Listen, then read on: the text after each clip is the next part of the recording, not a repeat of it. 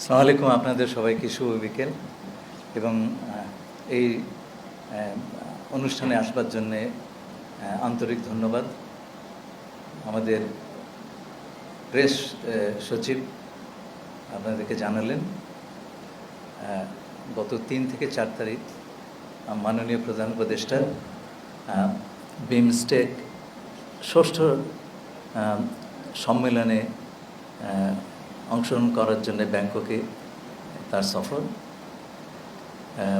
আমি খুব আমার ভূমিকা দীর্ঘ করব না। আমি আশা করব আপনারা আমি নিশ্চিত আপনারা এই বিষয়ে অবগত আছেন। আমি 3-4টা বিষয়ের উপরে আলোকপাত করব। প্রথম কথা হচ্ছে একটা বড় আউটকাম বিমস্টেকের হচ্ছে আমাদের মাননীয় প্রধান উপদেষ্টা বিমস্টেকের সভাপতি নির্বাচিত হয়ে চেয়ারম্যান নির্বাচিত হয়েছেন আগামী 2 বছরের জন্যে, এবং তিনি প্রত্যয় ব্যক্ত করেছেন বিমস্টেককে একটি গতিশীল সংস্থা হিসাবে এগিয়ে নিয়ে যাওয়ার। বিমস্টেক সদস্যদের নাম দেখলে আপনারা বুঝতে পারবেন যে এখানে দক্ষিণ এশিয়ার সদস্য রাষ্ট্র যেমন আছেন তেমনি দক্ষিণ পূর্ব এশিয়ার থাইল্যান্ডও আছে। সুতরাং এটা এই দুটো অঞ্চলের একটা যোগসূত্র এবং দু অঞ্চলের যে ইকোনমিক ডাইনামিজম সেটা অর্জন করার একটা ইনস্ট্রুমেন্ট বিমস্টেক হতে পারে, সেই পটেনশিয়াল তার আছে। আগামী 2 বছরে আমাদের প্রধান উপদেষ্টা মাননীয় প্রধান উপদেষ্টা এই বিষয়ে ফোকাসড অ্যাটেনশন রাখবেন। বিমস্টেকের সচিবালয় কিন্তু ঢাকায়, সুতরাং এই আগামী 2 বছর সংস্থাটির সভাপতি এবং সচিবালয় দুটোই ঢাকায় থাকবে এবং আমরা একযোগে কাজ করতে পারবো বলে আশা করছি। বিশেষ করে বিমস্টেকের FTA ফ্রি ট্রেড অ্যাগ্রিমেন্ট, যেটা অনেক বছর ধরে কথাবার্তা হচ্ছে, অগ্রগতি খুব একটা হয়নি। এই ক্ষেত্রে আমরা প্রাণ সঞ্চার করার একটা প্রচেষ্টা ক্রিয়াশীল রাখব।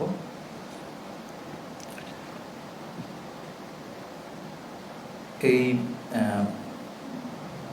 সম্মেলনে বিমস্টেকের সদস্য রাষ্ট্রগুলোর মধ্যে একটি চুক্তি স্বাক্ষরিত হয়, ম্যারিটাইম ট্রান্সপোর্ট কোঅপারেশন, এবং তাতে আমরা আশা করছি আগামী বছরগুলোতে এই দেশগুলোর মধ্যে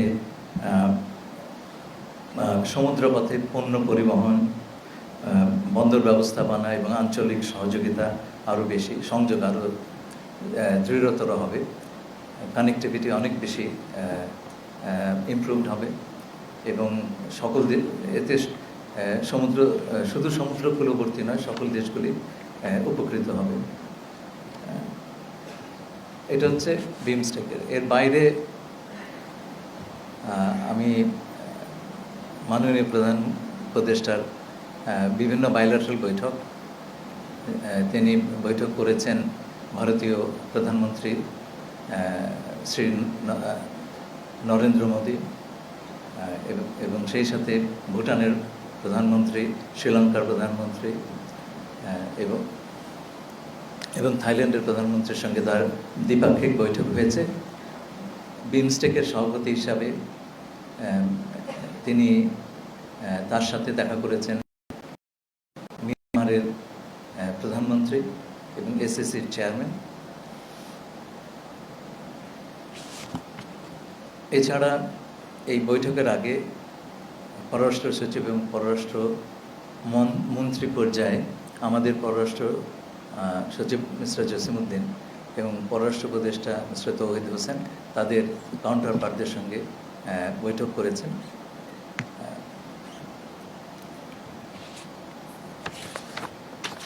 তৃতীয় যে বিষয়টা বলবো, মায়ানমারের উপপ্রধানমন্ত্রী এবং পররাষ্ট্রমন্ত্রী উত্থান শোয়ে আমার সঙ্গে আলোচনা করেছেন বৈঠকের এই সম্মেলনের সাইডলাইনে। একটা বড় অগ্রগতি হয়েছে, সেটা হচ্ছে আমরা 2018 থেকে 20 সালে ছয়টি কিস্তিতে তাদের কাছে যে 8 লক্ষ রোহিঙ্গাদের লিস্ট দিয়েছিলাম, সেই তালিকা থেকে তারা জানালেন 2,50,000 রোহিঙ্গার তারা রিভিউ করেছেন এবং তার মধ্যে তারা 1,80,000 রোহিঙ্গাকে আইডেন্টিফাই করেছেন যে যারা মিয়ানমার থেকে এসেছে, আর বাকি 70,000-এর ছবি এবং নাম নিয়ে কিছু কনফিউশন আছে, সেটা দূরীকরণের জন্য আমরা দুপক্ষে আলোচনা চালিয়ে যাব। একই সাথে তারা আমাদেরকে বলেছেন যে বাকি 5,50,000 রোহিঙ্গার এই রিভিউটা তারা অতি দ্রুততার সঙ্গে সম্পন্ন করবেন। আমি এইখানেই থামবো, আপনাদের প্রশ্ন থাকলে আমি তার সানন্দে জবাব দেব।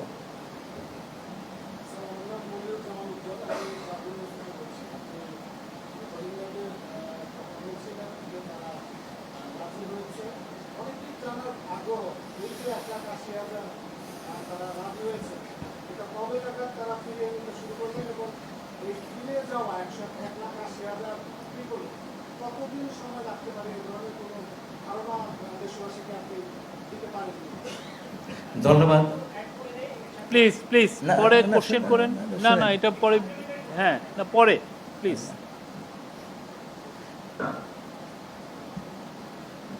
এই যে 1,80,000 যাদেরকে ক্লিয়ার করা হয়েছে, তার তো কালকেই চলে যাচ্ছেন না, এটার জন্য একটা প্রক্রিয়া লাগে। যে কোনো প্রত্যাবাসনের একটা কিন্তু প্রক্রিয়া লাগে। তারা যাবেন, কি করে যাবেন, সেই জায়গাতে কি অবস্থা আছে, সেফটি সিকিউরিটি আছে কি না, হ্যাঁ, এবং যাবার ওইখানে তারা যে যাবেন তাদের জীবন জীবিকার সংস্থান আছে কিনা, যে কোনো, শুধু এই রোহিঙ্গার ব্যাপারে নয়, যে কোনো আপনার এসে প্রত্যাবাসনে এই ধরনের বিষয়গুলো আমাদেরকে মনে রাখতে হবে এবং এগুলো নিরসন করতে হবে। আমি সবসময় বলেছি, আমরা সকল পক্ষের সঙ্গে যোগাযোগ রাখছি। এই প্রত্যাবাসনের জন্য আমাদের যেমন কারা প্রত্যাবাসিত হবেন সেটার জন্য আমাদের মিয়ানমারের কাছ থেকে ভেরিফিকেশনটা নিতে হচ্ছে। এই ভেরিফিকেশনের প্রক্রিয়াটা 2018 সালে মিয়ানমারের সঙ্গে যে আমাদের দ্বিপাক্ষিক চুক্তি হয়, সেই চুক্তি মোতাবেক হয়েছে। সুতরাং এটা একটা ভ্যালিড চুক্তি এবং এটা মনে রাখতে হবে যে রাখাইন কিন্তু এখনও মিয়ানমারের একটা সভরেন টেরিটরি। ফিরিয়ে নিয়ে যাওয়ার জন্যে যেই প্রক্রিয়া, সেটা নিয়ে আমরা আলোচনা করেছি আরাকান আর্মির সাথে। তাদের ঘোষিত যে পজিশন, সেটা হচ্ছে তারা রোহিঙ্গাদেরকে ফিরিয়ে নিয়ে যাওয়া, এটা তাদের একটা প্রিন্সিপাল পজিশন।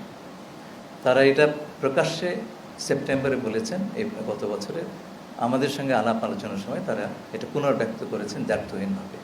সে কারণেই আমরা মনে করি যে এই যে 1,80,000 আমরা এদেরকে ফিরিয়ে মায়ানমারে ফিরিয়ে দেওয়ার বন্দোবস্ত করতে পারবো। সময় লাগবে, তো কালকে হচ্ছে না। এই যাতে দ্রুততম সময় তারা যেতে পারেন, আমাদের প্রচেষ্টা থাকবে সেটাই। এবং সেজন্য আমরা মায়ানমার কিংবা আরাকানের যে যারা বাস্তবে এখন অথরিটি, আন্তর্জাতিক সংস্থাগুলো এবং আমাদের যারা বন্ধু দেশগুলো আছেন, তাদের সবার সঙ্গে মিলে আমরা এই কাজটি করব। আপনি জানেন যে আমাদের মাননীয় প্রধান উপদেষ্টা বলেছেন যে আগামী বারের ঈদ তারা দেশে গিয়ে করবেন, সেটাই আমাদের লক্ষ্য। দেশে একটা বিনিয়োগ সম্মেলন চলছে, অনেক বিদেশি বিনিয়োগকারী এসেছেন, তারা বিভিন্ন প্রকল্প ঘুরেও দেখেছেন, ভালো একটা রিভিউ দিয়েছেন। কিন্তু এইরকম একটা পরিস্থিতির মাঝে ইসরায়েল বিরোধী বিক্ষোভের নামে একদল তরুণ বেশ কিছু বহুজাতিক কোম্পানির আউটলেট লুটপাট করলো। তো এই বিদেশি বিনিয়োগকারীদের কাছে কি মেসেজ গেল? দেখুন, আমরা একটা জিনিস লক্ষ্য করেছি, আমরা যখন একটা ভালো কাজ করতে গেছি, নানান রকম হঠাৎ করে অকস্মাৎ কিছু কিছু সমস্যার উদ্ভব হয়েছে এবং এটা আমাদের ভালো কাজগুলো ডিরেল করার একটা প্রচেষ্টা হিসেবে আমাদের এখন ধারণা হচ্ছে, কারণ এটা একটা প্যাটার্ন দাঁড়িয়ে গেছে। গাজাতে ইসরায়েলের কর্মকাণ্ডের সারা বিশ্ব বিবেক ক্ষুব্ধ এবং বাংলাদেশে তার প্রতিক্রিয়া খুব স্বাভাবিক। কিন্তু আমার কাছে সবচাইতে বেদনাদায়ক যেটা মনে হয় যে আমাদের ঘাড়ের উপর একটা গাজা বসে আছে, রোহিঙ্গা, তার সেইটা নিয়ে কারো মিটিং মিছিল নাই, সেইটা নিয়ে আলাপ আলোচনা নাই, আছে হচ্ছে এগুলো নিয়ে রাস্তায় নামা, লুটপাট করা। এগুলি বন্ধ করতে হবে। আমার সমস্যা আমাকে আগে সমাধান করতে হবে। হ্যাঁ, পৃথিবীর সকল নির্যাতিত মানুষের পাশে বাংলাদেশের মানুষ। আমরা যে প্রক্রিয়াতে গেছি, আমাদের স্বাধীনতা সংগ্রামের সময় সারা বিশ্বে নির্যাতিত নিপীড়িত মানুষ আমাদের পাশে দাঁড়িয়েছিলেন। এটা আমাদের ঐতিহাসিক দায়। এই দায় আমাদের সবসময় মেটাতে হবে। কিন্তু আমার ঘাড়ের উপর তো একটা সমস্যা বসে আছে, নাকি এই রোহিঙ্গার একটু কম মুসলমান আর অন্যরা একটু বেশি মুসলমান। আমার কিন্তু খুব লজ্জা লাগে যখন বাইরে আমাকে জিজ্ঞেস করে, তোমার দেশে তো রোহিঙ্গা নিয়ে কথাবার্তা নেই, তোমরা অন্য বিষয় নিয়ে কথা বলো। ভাই, আমার প্রায়োরিটি তো আমাকে বুঝতে হবে। আমি সবাইকে আহ্বান করব যে দেখুন, বাইরের কথা আলাপ নিশ্চয়ই করবেন, কিন্তু ঘরের সমস্যা এইটা নিয়ে প্রথম দাঁড়িয়ে যাবেন। তা নাহলে পরে আমরা দেশের স্বার্থ রাখতে পারবো না। শহীদ ভাই,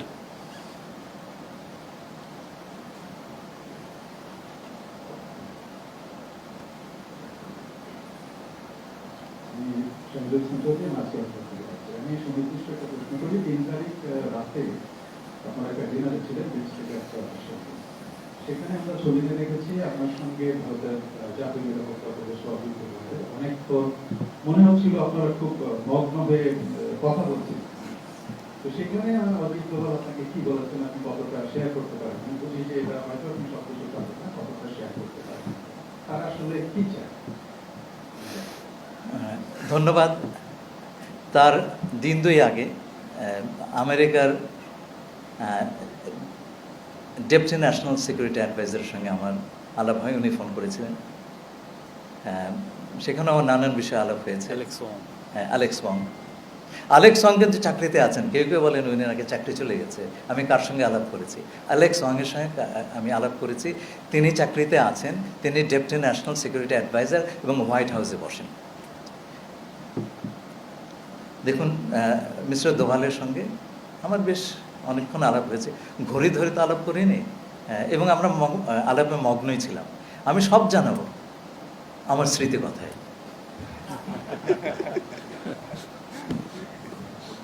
জুয়েল প্লিজ। স্যার, আপনি বলছিলেন রোহিঙ্গা রিপাট্রিয়েশনের বিষয়ে, সেফটি সিকিউরিটি একটা ইস্যু। আমরা বরাবরই করে ভলান্টারি রিপাট্রিয়েশন যাচ্ছি। এখানে একটা বিষয় আপনি বলেছেন যে আরাকান আর্মি ইন প্রিন্সিপাল তারাও চায়, তাদের পজিশন হচ্ছে তারা রোহিঙ্গা করে দিতে চায়। কিন্তু ধরেন ওইখানে যদি 80% 90% জায়গা আরাকান আর্মির আন্ডারে থাকে, আপনি বলছেন শপিং করে স্টিল মেয়ারমার, তো ওদের দেশের মধ্যকার যে এই যে পরিস্থিতি, সেটা কি রোহিঙ্গাদের যাওয়ার বিষয়ে বিলম্বিত করবে কিনা আপনারা সেই বিষয়ে, কিংবা আপনারা এই বিষয়টা মাথায় রাখছেন কিনা? আমরা সব বিষয়ে মাথায় রাখছি। আপনারা গত 3 মাসে দেখেছেন আমরা এই বিষয়ে যথেষ্ট অগ্রগতি অর্জন করেছি। প্রথম কথা হচ্ছে, এই বিষয়টা মানুষ ভুলেই যাচ্ছিল। জাতিসংঘে মাননীয় প্রধান উপদেষ্টা গিয়ে এই বিষয়টি উত্থাপন করলেন। শুধু তাই নয়, জাতিসংঘের একটা আন্তর্জাতিক সম্মেলন হবে সেই সিদ্ধান্ত তিনি আদায় করে নিয়ে এলেন। আপনারা দেখলেন UNHCR তার প্রধান এসে বললেন প্রত্যাবাসনে একমাত্র সমাধান। এরপরে জাতিসংঘের মহাসচিব এলেন, তিনিও বললেন প্রত্যাবাসন একমাত্র সমাধান। আমরা গেলাম চীনে, সেখানকার জয়েন্ট স্টেটমেন্টে আপনি দেখবেন প্রত্যাবাসনের সমাধান। এই যে প্রত্যাবাসন হ্যাজ বিকাম দি ইস্যু, আর কোনো ইস্যু নাই। আচ্ছা, এবং প্রত্যাবাসনের ব্যাপারে আমরা একটা প্রথমবারের মতো একটা সংখ্যা পেলাম। গত 8 বছরে সংখ্যাটা আমাদের কাছে ছিল না। এই প্রথম একটা অ্যাগ্রিড সংখ্যা আমরা পেলাম। আচ্ছা, আমাদের একটা ভিত্তি হলো। এখন কথা হচ্ছে, আপনি তো একটা জনগোষ্ঠীকে আগুনের মধ্যে ঠেলে দিতে পারেন না, তার নিরাপত্তা আপনাকে দেখতে হবে। এবং সেইখানে গিয়ে তারা তাদের জীবনযাত্রা যাতে শুরু করতে পারেন, তার একটা এনেবলিং এনভায়রনমেন্ট, এটা আমাদের নিশ্চিত করার ব্যাপারে কাজ করতে হবে। এটা আমরা একা পারবো না, সবার সঙ্গে আলাপ করে করতে হবে।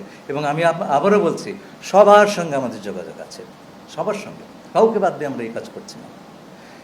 আরাকানে যাতে শান্তি এবং স্থিতি কিছুটাও দ্রুত ফিরে আসে, সেইখানকার যে অত্যন্ত কঠিন একটা মানবিক সমস্যা, হিউম্যানিটারিয়ান সিচুয়েশন যাচ্ছে, সেইটা নিরসনের জন্য আমরা আন্তর্জাতিক সংস্থাগুলোর সাথে, বিভিন্ন দেশগুলোর সাথে কাজ করছি এবং যত দ্রুত সম্ভব আমরা চেষ্টা করছি সেইখানকার হিউম্যানিটারিয়ান সিচুয়েশন যাতে আমরা কিছুটা হলেও নিরসন করতে পারি। সেজন্য দরকার হচ্ছে দুপক্ষের, বিবদমান দুই পক্ষের আপনার যুদ্ধের বিরতি। এবং আমি আপনাদেরকে বলতে পারি যে আমাদের সঙ্গে আলোচনায় প্রতিমান হয়েছে যে হিউম্যানিটারিয়ান সাপোর্ট যখন আমরা জাতিসংঘ যখন দেবে, যেটাতে আমরা সাহায্য করব, সেই সময়টাতে দুই পক্ষই যুদ্ধাবস্থা পরিহার করবে। আমি শেষ করছি। এবং তার থেকে একটা স্থিতির সূচনা হবে বলে আমরা আশা করছি। সেই মুহূর্তটার জন্য আমাদের অপেক্ষা করতে হবে, খুব বেশি দেরি নেই সেটা। এবং সেই সময় থেকে আমরা প্রত্যাবাসনের ব্যাপারে একটা বাস্তব আলোচনা করতে পারব। বলুন। আমি শুনতে পাচ্ছি না। ইউএন সেক্রেটারি জেনারেল যখন এসেছিলেন তখন আমি প্রশ্নটা করেছিলাম, উনি এক ধরনের ইন্টারন্যাশনাল হিউম্যানিটারিয়ান করিডোর তৈরি করতে চাচ্ছেন রোহিঙ্গা ইস্যুটি বেস করে আরাকান, রাখাইন এবং বাংলাদেশের মধ্যে। তো বাংলাদেশের স্ট্যান্স কি আসলে এই international corridor, humanitarian corridor? Corridor কথাটা উনি বলেননি, চ্যানেল বলেছেন। করিডোর কথাটার একটা আইনগত মানে আছে, উনি এটা অ্যাভয়েড করেছেন। আমাদের সঙ্গে কথাবার্তা বলে উনি করেছেন। আমি যখন তার সঙ্গে 7ই ফেব্রুয়ারি দেখা করতে গেলাম, আমি আমাদের পরিকল্পনাটা, যেটা আমরা আরাকান আর্মি বলুন এবং আন্তর্জাতিক সংস্থা বলুন, সবার সঙ্গে আলোচনা করেই আমরা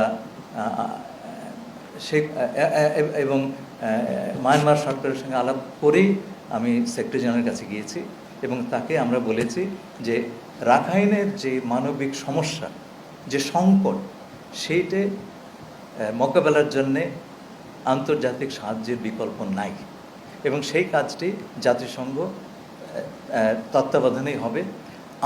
বাংলাদেশ হচ্ছে একমাত্র কন্ডুইট বা চ্যানেল যার মাধ্যমে এটা করা সম্ভব, কারণ রাখাইনের উপকূল এখনও টার্নারদের দখলে এবং অন্যান্য জায়গা দিয়ে সহজে রিলিফ পৌঁছানো সম্ভব নয়। আমরা তাতে এই কাজটি এই জনগোষ্ঠীর জন্য করতে চাচ্ছি এই কারণে, আবার বলছি, সকল মানুষই কিন্তু মানুষ। রাখাইনরা নির্যাতিত হয়েছে, গভীর পরিতাপের বিষয়। তেমনি আরাকানিরা, রাখাইন সম্প্রদায় এখন অনেকেই না খেয়ে আছেন, ওষুধপত্র পাচ্ছেন না। এই যুদ্ধে তাদেরও ব্যাপক ক্ষয় হয়েছে। এই দুটোই হচ্ছে দুটো সম্প্রদায়ের ব্যাপক ক্ষতি হয়েছে এই যুদ্ধে। তাদেরকে দুই পক্ষকে সমর্থন দেওয়া, তাদের যতটুকু সম্ভব সাহায্য দেয়, এটা আমাদের কিন্তু একটা দায়িত্ব। শুধু আমাদের নয়, আন্তর্জাতিক সম্প্রদায়েরও দায়িত্ব। এই আমরা সবাই হয়েছি। আমি আগামী দিনগুলোতে এইটুকু আপনাদের বলতে পারি, আমাদের চেষ্টার কোনো কমতি থাকবে না, কোনো ঘাটতি থাকবে না। আমরা চেষ্টা করব যাতে মানবিক সাহায্য প্রদান প্রক্রিয়াতে আরাকানে একটা স্থিতির অবস্থা আসে, শান্তির অবস্থা আসে এবং সেইখান থেকে আরাকান তার নব সূচনা করতে পারে। সেটাই হচ্ছে রোহিঙ্গাদের প্রত্যাবর্তনের একটা বড় আপনার শর্ত বলবো না, এটা খুব প্রয়োজনীয় একটা বিষয়। তাদেরকে আমরা একটা ইনসিকিউর অবস্থায় ঠেলে দিতে পারি না। স্যার, আমার নাম মোস্তফা মল্লিক, আমি চ্যানেল আই কাজ করি। বলুন। আপনার ইয়ে থেকে স্যার, আমরা এতদিন আসলে এই রিপোর্টই করতাম, আসলে রোহিঙ্গারা আসছে। একটু আগে আপনি যেটা বললেন যে রাখাইনে শান্তি প্রতিষ্ঠার জন্য বাংলাদেশ কাজ করছে, এটা একটা নতুন ইয়ে, মানে আমি আন্তর্জাতিক মিডিয়ায় যদি এইভাবে সংবাদটা আসে, এটা বাংলাদেশের জন্য ডেফিনেটলি একটা ভালো পজিটিভ একটা দিক। তো এইটা নিয়ে আসলে কতটুকু এগিয়েছে, মানে ওই পার্টে, যাতে আমরা তাদের সাথে কথা বলেছি, এটা একটা। আর একটা স্যার, আমি প্রশ্নটা সব জায়গায় করি যে প্রফেসর ইউনূস সাহেব যাচ্ছেন, শুরু থেকেই বলছেন যে সার্ককে আবার কার্যকর করা। তো এখন বাধাটা কোন জায়গাটা, এটা কতদূর পর্যায়ে এগিয়েছে? ধন্যবাদ। আপনার দ্বিতীয় প্রশ্নের উত্তরটা প্রথমেই দিচ্ছি। আমরা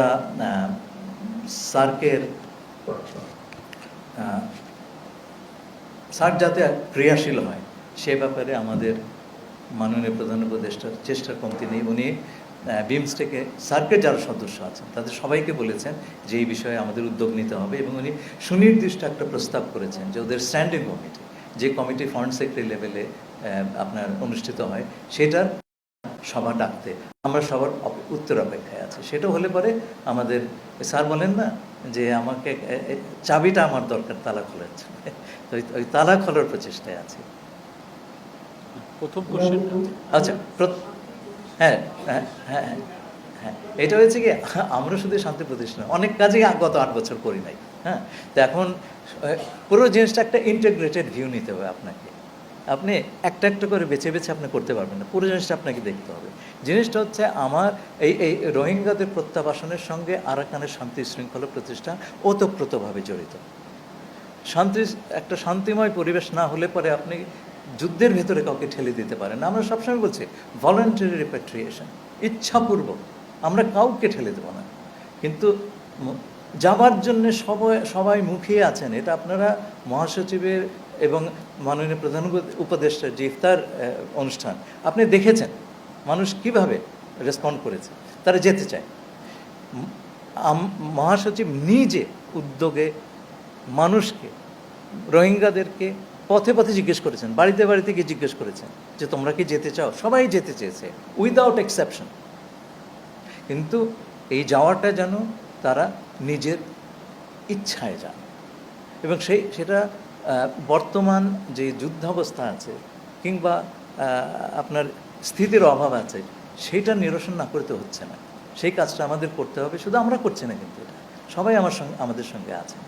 এই ডাইমেনশনটা আমাদের আগে ছিল না, অনেক ডাইমেনশনে আমাদের আগে ছিল না।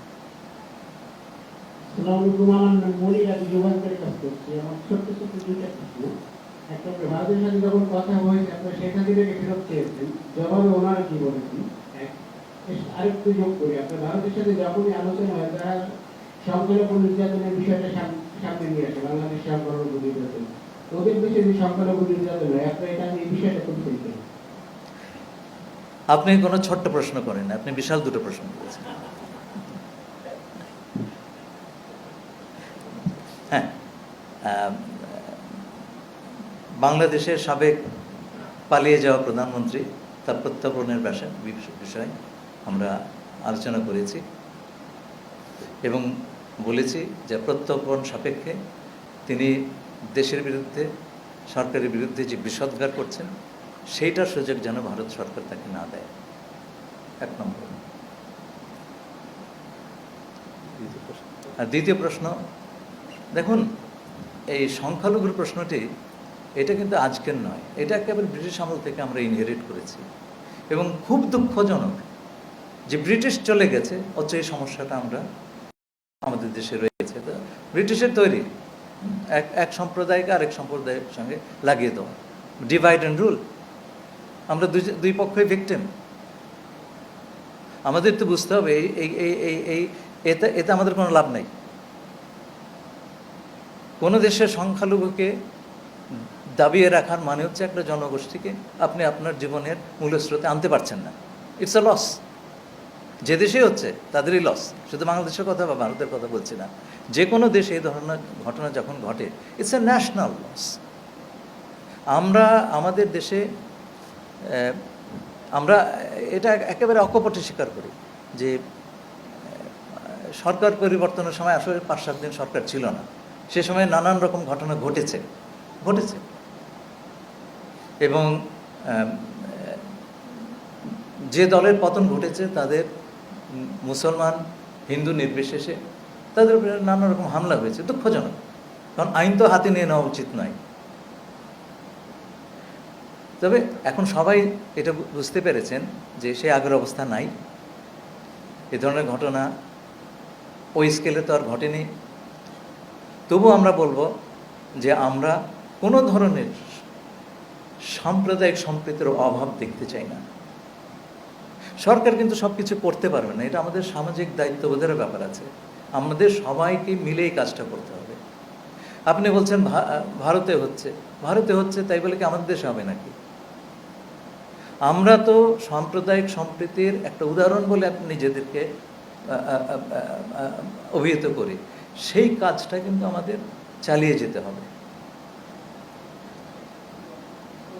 মুস্তাফিজ প্লিজ, মুস্তাফিজ।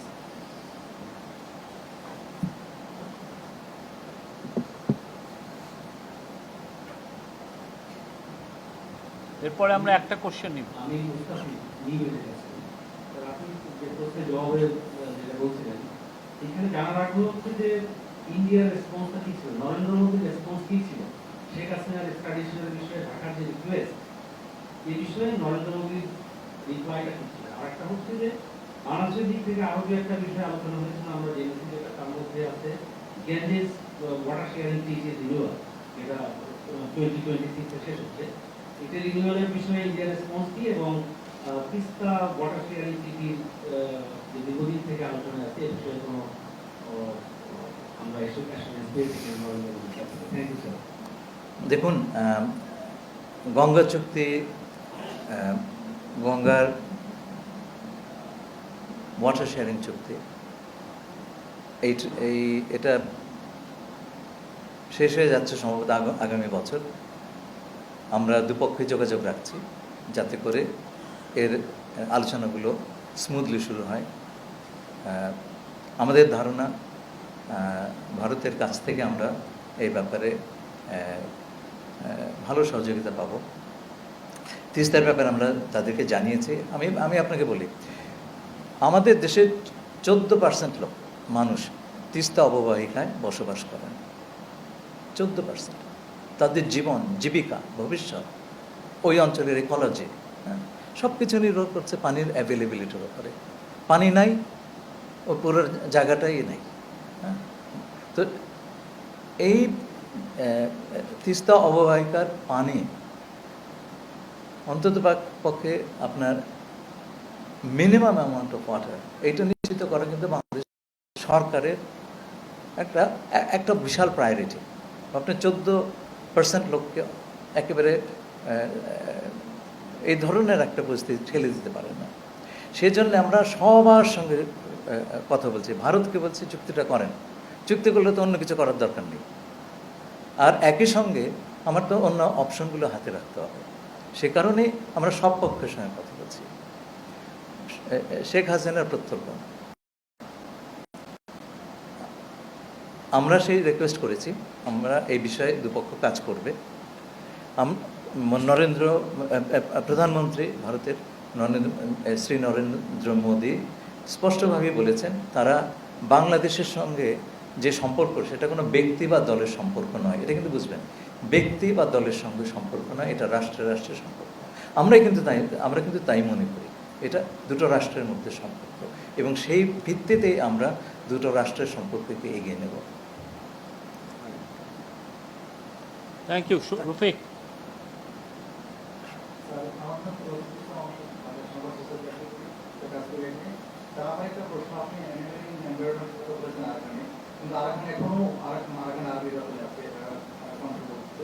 সেক্ষেত্রে মানে আলোচনা আমির সাথে তো প্রত্যাবর্তন করা প্রায় অসম্ভব। সেক্ষেত্রে বাংলাদেশ কি মধ্যস্থতাকারী হিসাবে যাতে আলোচনা করা যায় সেটার উপর কিনা মায়ানমার গভর্নমেন্টের সাথে? না, ধরুন আপনাকে বলছি, আরাকান আর্মির সঙ্গে আমরা আলাপ করছি, এর জন্য মায়ানমারের সঙ্গে যাওয়ার প্রয়োজন নাই, কারণ ওই দুই পক্ষের মধ্যে কোনো কথাবার্তা বিশেষ হয় না। আচ্ছা, আমরা এই আলোচনায় জাতিসংঘকে মাঝামাঝি রেখেছি এই কারণে, আমরা একটা এস্টাবলিশ স্টেট, আন্তর্জাতিক নিয়ম কানুন মেনে নিয়ম কানুন দ্বারা আবদ্ধ একটি রাষ্ট্র। আরাকান আর্মি বা ইউনাইটেড লিগ অফ আরাকান, তারা নন স্টেট অ্যাক্টর। এই ধরনের কোনো চুক্তির বা আন্তর্জাতিক নর্মস তাদের জন্য বাধ্যবাধক নয়, কারণ they are not parties to that. এর জন্যে তারা যাতে অ্যাকাউন্টেবল থাকে, আমাদের অ্যাকাউন্টেবিলিটির কোনো সমস্যা নেই, তারা যাতে অ্যাকাউন্টেবল থাকে সেই কারণে, এবং এই আলোচনাটা যদি ফ্যাসিলিটেটেড হয়, আমরা জাতিসংঘকে মাঝামাঝিতে রেখেছি। তারা এই দুই পক্ষের মধ্যে মধ্যস্থতা করছেন, আমাদের দুই পক্ষকে এক টেবিলে বসাচ্ছেন।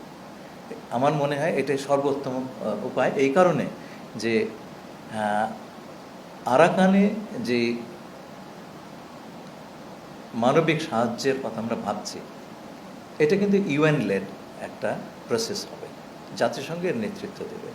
সুতরাং তাদের মাধ্যমে কথাবার্তাটা বলাই উত্তম এবং তার একটা নিরপেক্ষ পক্ষ। ধন্যবাদ। Thank you.